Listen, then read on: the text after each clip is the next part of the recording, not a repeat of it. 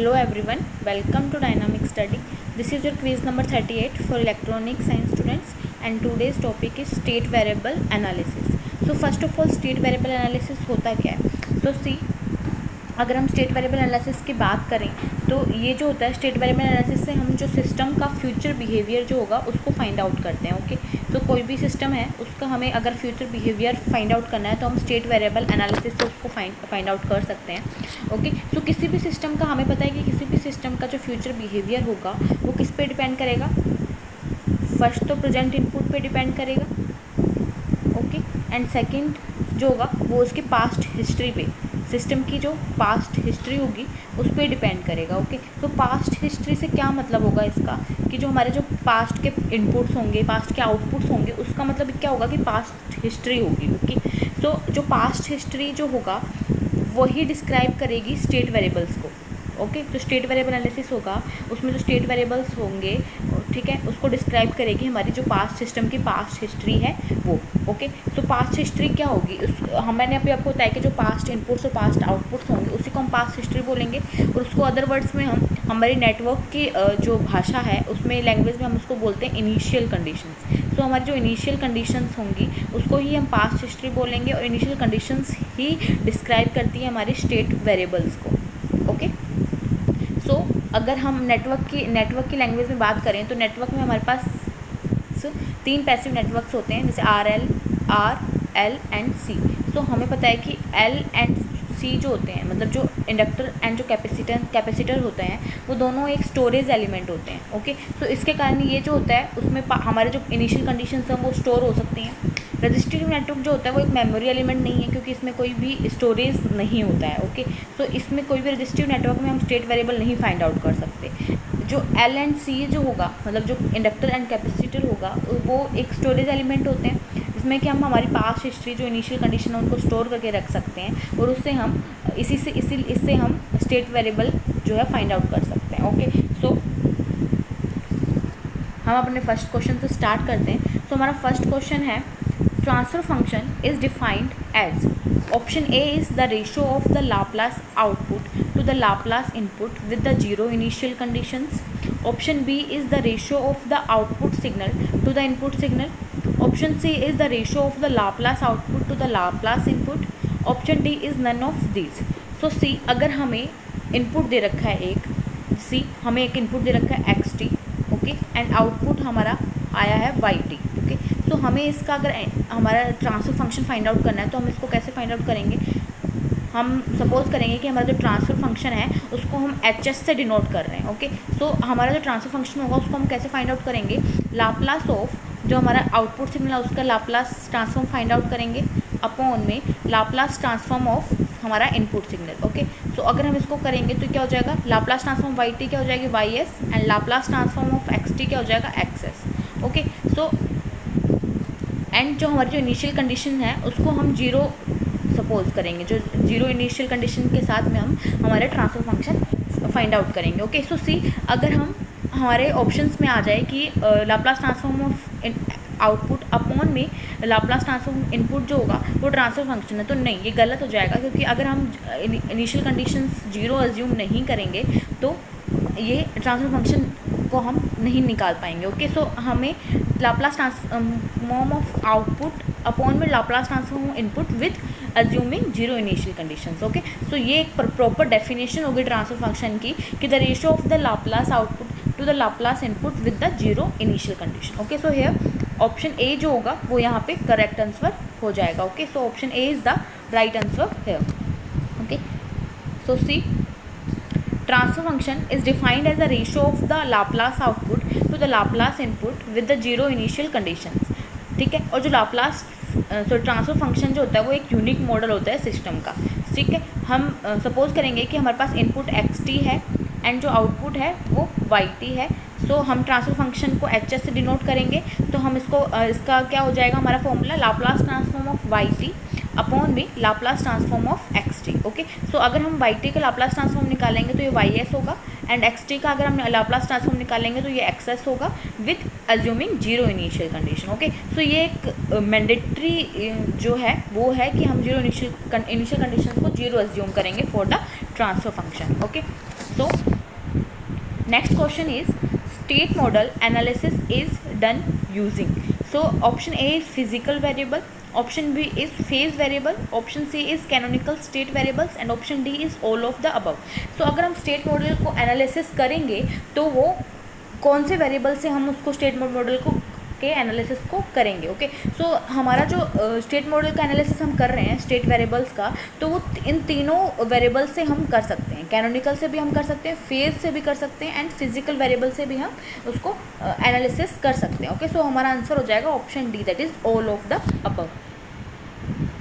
Okay, so third question is consider the following statements about state variables. तो हमें state variables के बारे में कुछ स्टेटमेंट्स दे रखी हैं एंड हमें फाइंड आउट करना है कि कौन सी स्टेटमेंट्स हैं वो करेक्ट है और कौन सी इनकरेक्ट है. ओके, तो first statement is state variables defined by the memory elements but they should be separate. Okay, so first statement is true because मैंने अभी आपको बताया कि जो स्टेट वेरिएबल्स है उसको डिस्क्राइब करेगा जो इनिशियल कंडीशंस होंगी, यानी जो हमारी पास्ट हिस्ट्री होंगी वो ही करेगा. ओके, जो इनिशियल कंडीशंस होंगी वो मेमोरी एलिमेंट्स में स्टोर होंगी, जो पास्ट होगा वो स्टोरेज एलिमेंट्स में स्टोर होगा.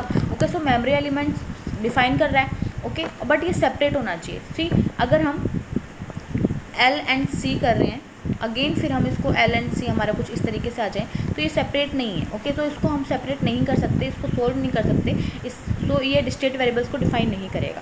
अगर दोनों ही एलिमेंट्स सेपरेट होंगे तब जाके ये इसको डिफाइन करेगा. ओके, तो first statement is true. Okay, second statement is number of state variables is equal to order of equation. या second statement is also true because अगर हमारे पास कोई डिफरेंशियल इक्वेशन होती है सी किस तरह से D square Y, here D square का मतलब क्या हो जाएगा d2y अपॉन में dx². ओके, सो हमारे पास अगर एक डिफरेंशियल इक्वेशन है D square Y plus D Y plus Y is equal to X, तो हमें इसका पता है कि इस इक्वेशन का ऑर्डर क्या है, सेकेंड ऑर्डर इक्वेशन है ये.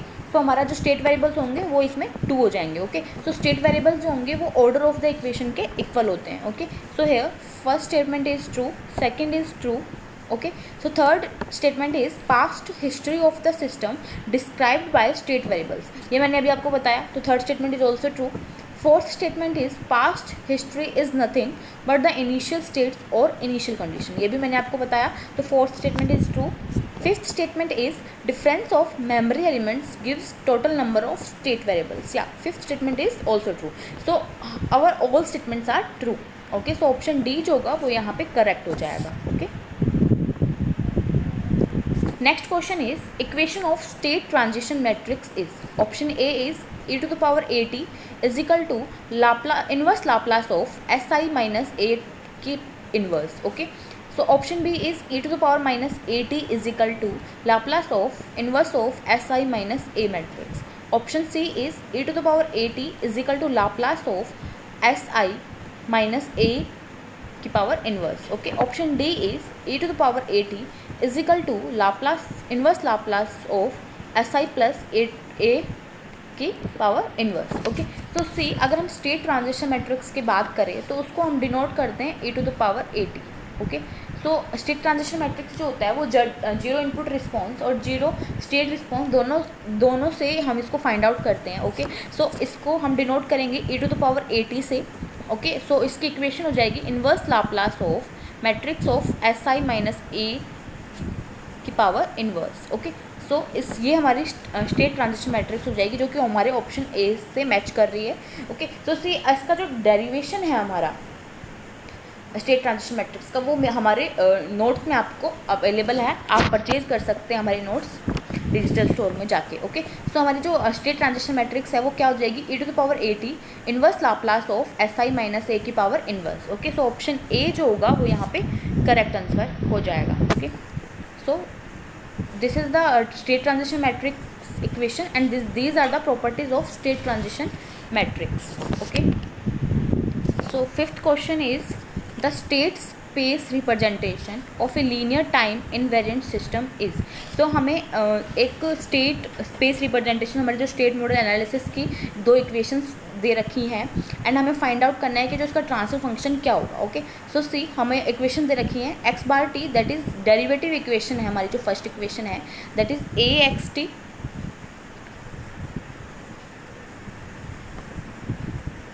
that is x bar t is equal to axt plus b ut. Ut is the unit step function. Okay, and second equation is yt is equal to c of xt. Okay, so हमें इसका transfer function find out करना है। तो हम transfer function find out करने के लिए क्या करेंगे, इसका लाप्लास फाइंड आउट करेंगे। सो सी अगर हम इसका सॉल्यूशन देखें तो हमें पता है कि ट्रांसफ़र फंक्शन जो होगा वो कैसे डिफाइन कर रहे हैं, as the ratio of the Laplace output to the Laplace input with the zero initial conditions. Okay, so अगर हम सबसे पहले हम सेकंड जो हमारी इक्वेशन है उसको हम इसका लाप्लास फाइंड आउट करें तो ये क्या हो जाएगा, वाई एस वाई टी का जो लाप्लास ट्रांसफॉर्म हो जाएगा Y S and X T का हो जाएगा एक्स एस। तो सी जो कांस्टेंट है तो Y S is equal to C O X of S. Okay, तो अगर हम फर्स्ट इक्वेशन का देखें तो एक्स बार एस, तो अगर एक्स बार टी का हमें लाप्लास निकालना है तो हमें पता है कि डिफरेंशियल इक्वेशन जो होता है इन टाइम डोमेन, तो उसका क्या हो जाएगा,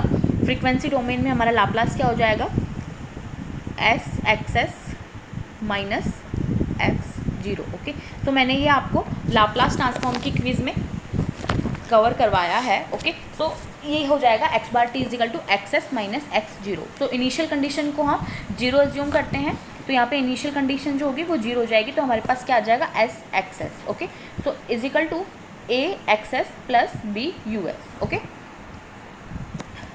सो अगेन हम इसको ए एक्सेस को अगर हम इधर लेके जाएं तो ये जो होगा एक्सेस यहाँ पे कॉमन आ जाएगा एंड हमारे पास ब्रैकेट में हो जाएगा S minus A. Okay, and is equal to B U S. Okay, here X S is equal to, अगर हम इसको करें हम इसको कुछ इस तरह से लिख सकते हैं क्योंकि आई जो होगा वो आइडेंटिटी मैट्रिक्स होगा, तो ये एस आई माइनस ए का इन्वर्स लिख सकते हैं हम इसको इस साइड में, एंड बी यू एस हो जाएगा हमारा। ओके, सो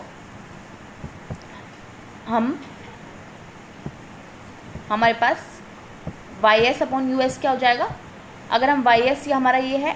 ओके, सो अगर हम एक्सेस इधर लेके जाएं तो हमारे पास हमारा आंसर हो जाएगा C S I minus A inverse B. Okay, so हम यहाँ से क्या करेंगे, सी हमारे पास जो हमारा इनपुट होगा वो यू एस होगा। ओके, सो यू टी हमारा इनपुट है एंड आउटपुट हमारा वाई टी है। ओके, सो यहाँ से हम एक्सेस की जो वैल्यू है वो यहाँ पुट करेंगे एंड हमारा जो ट्रांसफर फंक्शन होगा आउटपुट अपॉन इनपुट, तो ये कुछ इस तरीके से आ जाएगा और हमारा जो ट्रांसफर फंक्शन है वो आ जाएगा C S I minus A की inverse B. Okay, so option A जो होगा वो यहाँ पे राइट आंसर हो जाएगा। Okay, so this is the solution of this question. Okay, next question is a second order system represented by state variable has, so हमें एक second order system का स्टेट वेरिएबल हमें गिवन है and हमें find out करना है the value of natural frequency and damping factors. Okay, so सी अगर हम सेकंड ऑर्डर की बात करें तो हमें पता है कि सेकंड ऑर्डर का कैरेक्टरिस्टिक इक्वेशन क्या होगी, S square plus 2 zeta omega N S plus omega N की square is equal to zero. ये हमारी कैरेक्टरिस्टिक इक्वेशन है for the second order equation. Okay, so here zeta omega N जो होगा वो डैम्पिंग फैक्टर होगा एंड ओमेगा एन जो होगा वो नेचुरल फ्रीक्वेंसी हो जाएगी। ओके, तो हमें यहाँ पे ओमेगा एन की value and zeta omega N that is damping factor की वैल्यू फाइंड आउट करनी है। ओके, सो सी अगर हम हमारा स्टेट वेरिएबल हम देखें तो हमारे हमें स्टेट वेरिएबल गिवन है A is equal to matrix में गिवन है is equal to -2 -4 1 0। Okay, so characteristic equation हम स्टेट वेरिएबल की कैसे फाइंड आउट करेंगे, एस आई माइनस ए का determinant is equal to zero, determinant of S I minus A. Okay, so हम यहाँ पे एस हमारे यहाँ पे है इस तरीके से है, हम आई जो है वो आइडेंटिटी मैट्रिक्स क्या होगी हमारी 1 0 0 1। ओके, एंड माइनस हमें एक गिवन है -2 -4 1 0। ओके, सो कुछ इस तरीके से हमें फाइंड आउट करना है। सो एस को अगर हम मल्टीप्लाई करें तो हमारा ये क्या हो जाएगा, तो अगर हम एस को आइडेंटिटी मैट्रिक्स से मल्टीप्लाई करेंगे तो ये हमारा हो जाएगा एस 0 0 एस। ओके, एंड फिर इसको करेंगे तो अगर हम इसको माइनस से इस तरीके से डिफरेंस निकालेंगे तो ये हो जाएगा S plus 2 okay, minus minus plus 4, इधर से -1 हो जाएगा एंड इधर से s हो जाएगा, s माइनस 0s। तो हमारे पास ये मैट्रिक्स आ जाएगी। Okay, so characteristic equation is equal to 0 put करेंगे एंड इसका डिटर्मिनेंट हमें निकालना है। तो डिटर्मिनेंट हमें पता है, कैसे निकालेंगे हम, इन दोनों का मल्टीप्लाई माइनस इन दोनों का मल्टीप्लाई इज इक्वल टू 0। तो हमारे पास इक्वेशन आ जाएगी s² + 2s + 4। ओके, सो हम इस इक्वेशन को सेकेंड ऑर्डर कैरेक्टरिस्टिक इक्वेशन से कंपेयर करेंगे। तो हमारे पास इक्वेशन आ जाएगी 2 जीटा ओमेगा n की वैल्यू आ जाएगी हमारे पास 2। ओके, एंड 2 से 2 कैंसिल होगा, तो zeta omega n that is damping factor जो होगा वो 2 आ जाएगा। एंड ओमेगा n² अगर हम 4 करें तो ओमेगा n आ जाएगा 2 रेडियन पर सेकेंड। तो हमारे पास नेचुरल फ्रिक्वेंसी 2 आ जाएगी एंड जो zeta omega n that is damping factor है वो 1 आ जाएगा। ओके, सो हमारे पास इसका आंसर हो जाएगा 2 and 1, that is option B. Okay, next question is number of state variables of discrete time system described by. So हमें पता है कि जो स्टेट वेरिएबल्स हैं हम उसको कैसे फाइंड आउट कर सकते हैं। Number of state variables is equal to order of the equation. Okay, so हमें एक डिस्क्रीट टाइम सिस्टम गिवन है जिसका हम ऑर्डर हम अगर फाइंड आउट करेंगे तो हमें नंबर ऑफ स्टेट वेरिएबल्स हमारे पास आ जाएंगे। ओके, तो हम इसका ऑर्डर कैसे फाइंड आउट करेंगे। सो सी हम इसका लाप्लास ट्रांसफॉर्म निकालेंगे और हम we can say that Z transform निकालेंगे। ओके, सो कैसे हो जाएगा ये Y Z minus 3/4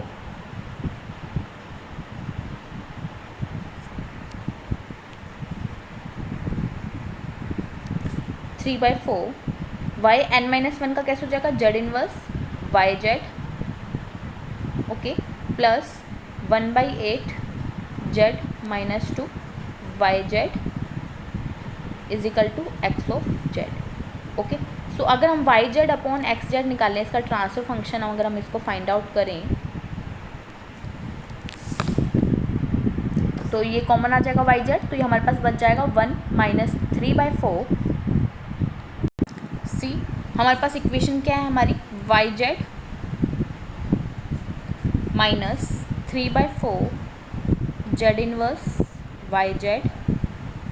okay, plus 1/8 Z to power minus 2 Y Z is equal to X of Z. Okay, so अगर हम वाई जेड यहाँ से कॉमन लें तो हमारे पास क्या बचेगा, 1 minus 3/4 Z inverse plus 1/8 Z to the power minus 2 is equal to X Z. So हम ट्रांसफर फंक्शन निकालें तो वाई जेड अपॉन में एक्स जेड एंड ये हमारा 1 अपॉन में आ जाएगा। ओके, सो अगर हम कैरेक्टरिस्टिक इक्वेशन निकालें तो इसके इक्वल टू 0 कर देंगे हम, जो हमारा डिनोमिनेटर है उसके इक्वल टू 0 करेंगे हम। सो डिनोमिनेटर हमारा सेकंड ऑर्डर है, अगर हम इसको इक्वल टू 0 करेंगे, आपने करके देखिएगा तो हमारा ये सेकंड ऑर्डर आएगा। तो state variable number of state variable जो होगा वो ऑर्डर के इक्वल होगा, तो हमारा नंबर ऑफ स्टेट वेरिएबल जो होगा वो 2 आ जाएगा। ओके, सो आप इसको फाइंड आउट करके देखिएगा जैसे मैंने आपको बताया। अगर आपको कोई भी डाउट हो तो आप मुझे कमेंट में बताइएगा। ओके, सो ऑप्शन ए जो होगा वो करेक्ट आंसर हो जाएगा। Okay, next question is for the system described by x bar is equal to ax match list 1 matrix A। list 1 में हमें मैट्रिक्सेस दे रखी हैं एंड लिस्ट 2 में हमें पोजीशन ऑफ आइगन वैल्यूज दे रखी हैं and select the correct answer. Okay, so हमें ये क्वेश्चन आपको खुद को करना है, मैं आपको सिर्फ एक जो मैट्रिक्स का बताऊंगी, आप सिमिलरली आप सभी मैट्रिक्स का कीजिएगा। ठीक है, और अगर कोई भी डाउट हो तो आप मुझे कमेंट बॉक्स में कमेंट करके बताइएगा। ओके, सो अगर हम देखें इसको मैट्रिक्स ए को, तो हमें पता है कि हमें आइगन वैल्यूज़ हमें फाइंड आउट करनी है, तो हम कैरेक्टरिस्टिक इक्वेशन के रूट्स फाइंड आउट करके आइगन वैल्यूज़ निकाल सकते हैं।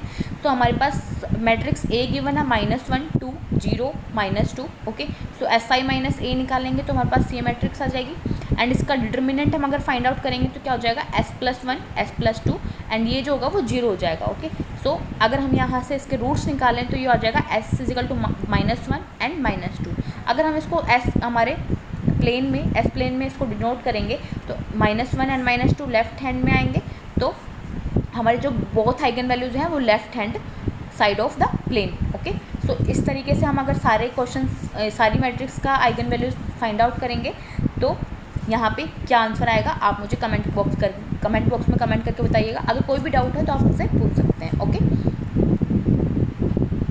Next question is Which statement is correct about the state space model of a physical system? First statement is state space model can be obtained only for a linear system. No, this statement is wrong because जो state space model है उसको हम non linear के लिए and time variant के लिए भी हम फाइंड आउट कर सकते हैं. Okay. Second is eigen values of the system represent the roots of the characteristic equation. या सेकंड इज ट्रू बिकॉज मैंने आपको पिछले क्वेश्चन बताया कि जो आइगन वैल्यूज हैं वो roots of the characteristic equation के इक्वल होती हैं. Okay.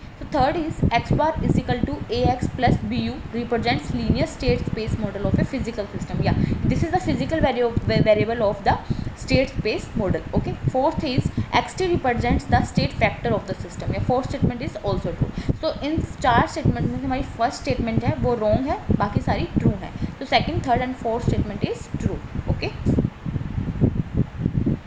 Next question is consider the following equations for the state transition matrix and of the linear time invariant continuous time system 5t. हमें कुछ statement दे रखी है और हमें फाइंड आउट करना है कौन सा statement is true. Okay. So first is 5 of minus T is equal to 5t inverse. Okay.